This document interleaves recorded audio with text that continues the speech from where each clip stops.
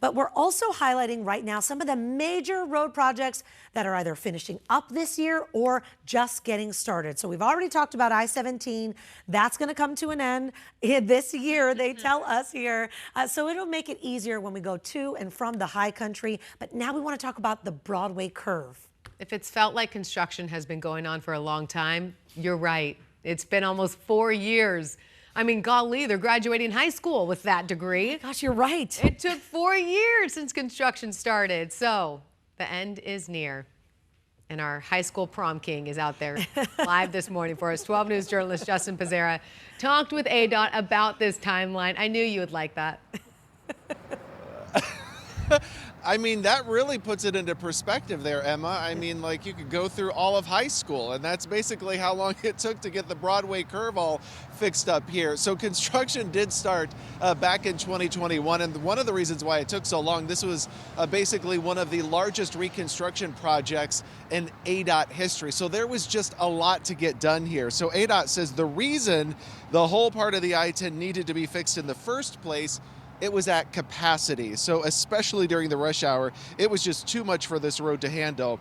Pre-2021, if you had to drive through this area during the rush hour, you know it was just a mess. Not only was it a headache, it was causing crashes, which that really did need to be addressed. You know, when it comes to anything like that, safety is always the #1 priority. It's what we're looking to address. And in this case, the Broadway Curve had reached capacity in terms of handling the rush hour traffic, but you had a lot of traffic merging, weaving, trying to exit or enter the freeway.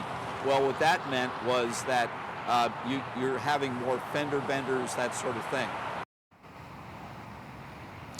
So to fix some of that, local lanes were added so people can exit and get on while the other sections of the I-10 keep moving. I think they call that the collector distributor. That's what ADOT calls it, which is basically the local lanes.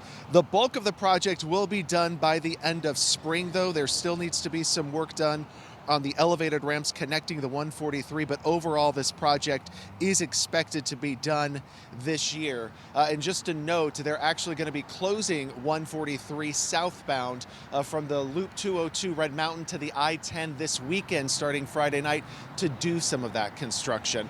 So back out here live, one of the things that you're going to notice as you go through the Broadway Curve, 2 pedestrian bridges. They've added that. They've worked with the city of Tempe and Phoenix to add those so folks can keep connected to the trail system, but you're also going to notice these barrels on top of the pedestrian bridges, kind of this magenta color. Those represent prickly pear cactus fruit. So when you're driving through the Broadway Curve and you're wondering what are those things, they stand about I think it's 8 to 10 feet tall, so they're actually quite large, but that's what that is. And when the sun hits it, they say that it's supposed to cast some pretty cool designs on that bridge. So there you go, the more you know on that one. But coming up on 12 Plus, we're going to be talking about who decides this, who decides what roads need to be built, when, and where. So we're going to talk about that coming up in just a bit on our streaming starting at 7 o'clock, guys. Yeah, it's funny because, Justin, we always like curse ADOT, darn it, another closure.